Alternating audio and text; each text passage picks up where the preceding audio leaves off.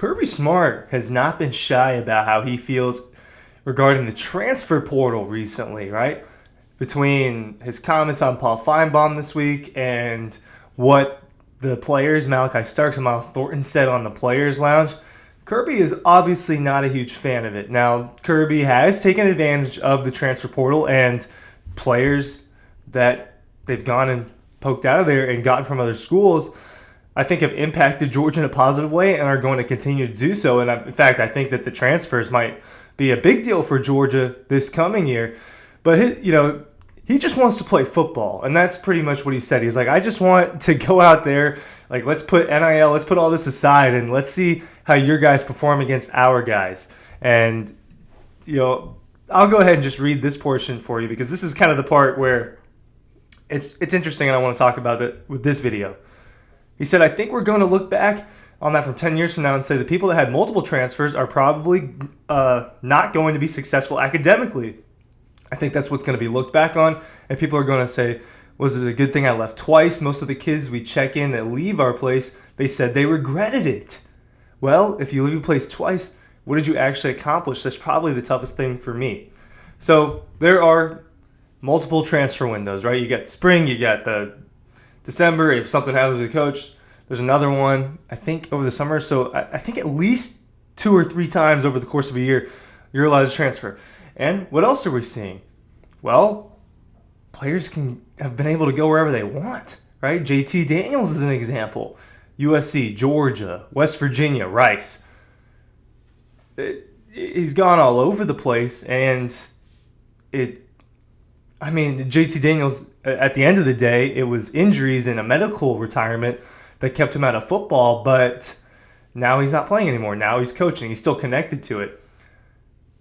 Georgia has had a lot of transfers leave out this past cycle when you think about, and some of them being guys that either made a little bit of impact or you thought will make an impact in the future, right? Marvin Jones Jr., Darius Smith, right? A couple of outside linebackers, AJ Harris, highly touted recruit. So Georgia is it's no different. Georgia gets affected by the transfer portal too, one way or the other, whether it's going out or coming in. But Kirby thinks that this isn't good. And look, I think that a lot of the coaches that have been around football for a while and have been around college football for a while are not super happy about the transfer portal. So I've got my opinions on it too. I think that you should be allowed to transfer. I think that you should be allowed to leave once, right? Like jumping teams multiple times, unless there is kind of like an extenuating circumstance, it's a little bit questionable. It's, hey, you couldn't get it figured out in 2 places, then maybe you need to start looking within to see if there is an issue that is actually with you, right? I just my opinion. I just went through college. Georgia, it was right for me, for the things that I wanted and the way it fits. And I have extracurriculars and stuff, right? So you're thinking about it just from a college student standpoint. Well, these student athletes are still students.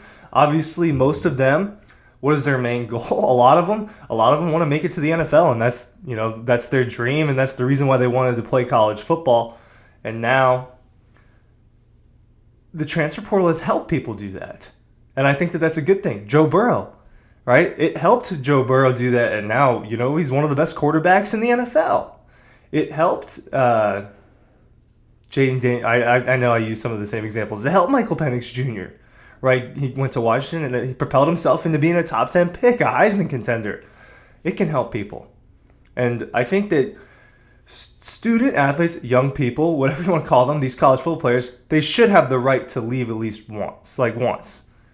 But when you're just bouncing around, maybe there should be some more rules. Like, hey, if you left, you can't leave again for a certain amount of time or something like that. That point that Kirby's making about academically, yes, that is true.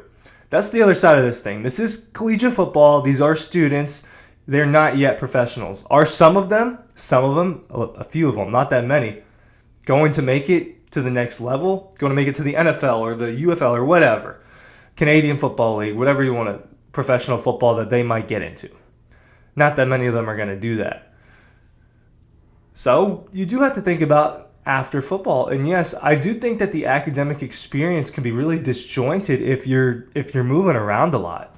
And now some of these athletes, and this is not me just speculating, some of these athletes don't care about it. They don't care about the classes. They don't care about what their grades are. They just want to play football. I've seen it firsthand. I've seen it firsthand with the athletes. There are some of them that don't care. And there are some of them that really do care. And there are star players that really do care. Nakobe Dean is an example of somebody that really cared about his academics and studied hard and did well. But that experience is also an important factor. And if you're, just bouncing around and your environment's changing, how much are you really dedicating to class or to your degree or something like that? And it's not up to really anybody to tell someone how they want to go about their college experience at the end of the day. This is the 18 to 22, 18 to 20. I don't know when you want to end it, right? Tell me when this phase of life ends. This transition period. Maybe it's different. Maybe it's a different time for everybody, but we're still growing up at this age.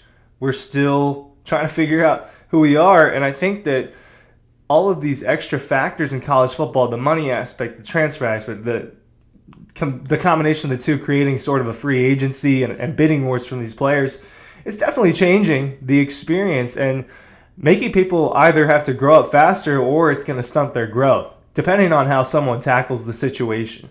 So I know that this wasn't, that this hasn't been a lot of football conversation, X's and O's conversation, but it's a part of what we've got dealing with. Now, Kirby, as much as he's said things about the transfer portal, the other thing that he said recently, and I believe that we covered this on this channel. What did Malachi Starks and Miles Thornton, they were talking about how Kirby said, hey, if you don't want to be here, we will replace you, right? Twofold. One, Georgia has all the talent in the world to replace players, right? They're recruiting and developing on a level that no other school really has in the last few years. Others are close. Obviously, Alabama's up there, Ohio State, whatever. Name the teams. But Georgia's doing it on a different level as well, and maybe a couple of rungs on the ladder above. So there's that. And they have that. Culture matters a lot at Georgia. The concept of building something, the concept of playing for the G and not for you, really, is what it is. That's kind of playing for that G. I'm glad that I got that right because I know this camera's reversed for me. But playing for that's kind of the difference. The concept of playing for that, not just for yourself. Kirby has preached that. Kirby has made that super important for Georgia. And you saw the examples of that with the Florida State game and how much that can matter for players. And if you're not about it, he doesn't really want you in the building. Excuse me. He doesn't really want you in the building if you really don't want to be there or if you're not about the culture. So the transfer portal, and maybe there's no hard feelings there and this place is not for you, then yes, it goes to show you that there are some positives of the transfer portal and a player can leave a situation that's not helping them. And I do think that that's a good thing. Now, Kirby has used the transfer portal to his benefit. And when it kind of first started a few years ago, he went out and got Darian Kendrick. And Darian Kendrick was the number one corner for Georgia on the 2021 National Championship team that featured a defense with 13 guys that got drafted. And 5 first-round picks in one cycle. And future first-round picks and second-round picks later on after that. He was the number one corner for that defense. And he came from another program that had some championship success in recent years, and he took that over there and he added to the culture of Georgia and helped them out. You've seen players have success elsewhere. A.D. Mitchell had success. Different example. A.D. Mitchell, Jermaine Burton, they've had success at other places. Bear Alexander, not quite as much. We'll see. He wasn't bad, but USC's defense is definitely very bad, and it turned out at the end of the day, Beryl Alexander and the Georgia culture didn't mesh the way that you would want them to mesh if you're coaching. So as much as Kirby has kind of discounted, has given his opinions of the transfer portal, he's a good enough program runner and head coach to understand, CEO, to understand, hey, I'm going to use this thing to my advantage and we're going to be a better school. So Kirby Smart's comments on the transfer portal got me ranting a little bit. Thanks for watching.